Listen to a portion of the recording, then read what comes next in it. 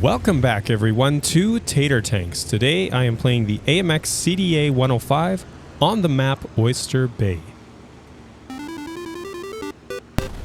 So as you can see, we are the top tier in this matchup at tier 8 with the rest of the team being tier 7 and 6.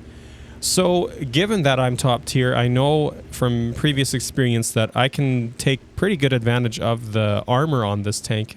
It's not really that great against tier 8s. You have to be a little bit lucky and kind of know what you're doing with it, and those two have to work together. But against tier 6, this can definitely be a good tank to bounce some shots.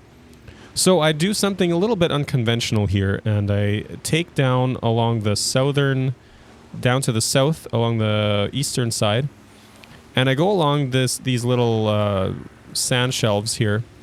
And my idea was, I know I'm pretty stealthy, and with tier 7 tanks, I wanted to see what I could do, how far I could get up, and do a bit of brawling slash flanking from along this beachfront here. So as you see there, I wasn't even spotted by that IS-2. Another thing I considered and I really kind of took advantage of here was that most tier 7 tanks don't have very good spotting range, and with mine being quite good and my camo being quite high, I thought I could slip by any heavy tanks that came along this way, and I was right. So there you can see we have the IS-2, that's a tier 7 tank.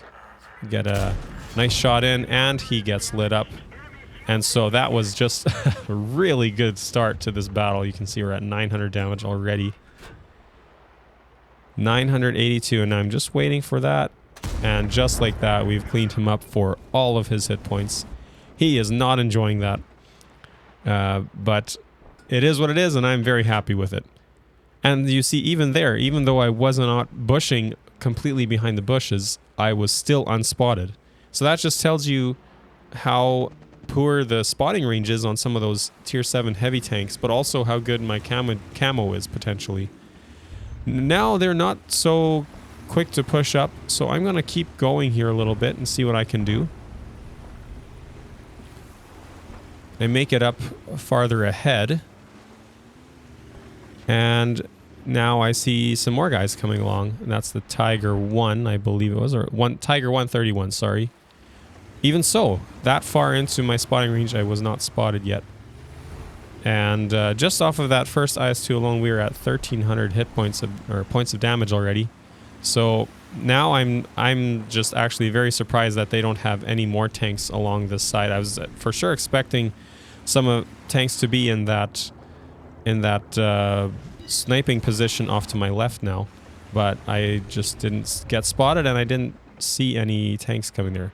So now here I'm waiting for the best opportunity to take a shot, and of course I wait a bit too long, and I could have been putting out damage already, but now I was pretty sure I would get spotted. So, but that way I took out a tank, and I still did not get spotted. So now I'm just gonna go a bit more at it and get a nice shot into the side of that.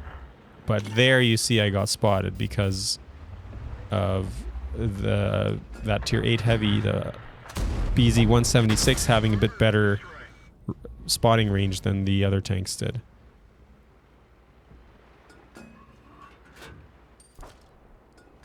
But you see I load some premium ammo here. I think I bounced off a round off of him before already, so I really wanted to make sure that one goes through. But just like that, my beautiful play ends, and there is now nothing to show for it. I didn't even record past this point, but I was really happy with where this battle was going, and I do believe it ends with a win, but I don't even know anymore. But you could see that I had some really good damage there, and sometimes it pays to just try some new things and see where it goes. It may not always end your way, but hey, at least you gave it a shot. Thank you for watching, and we will see you all in the next one.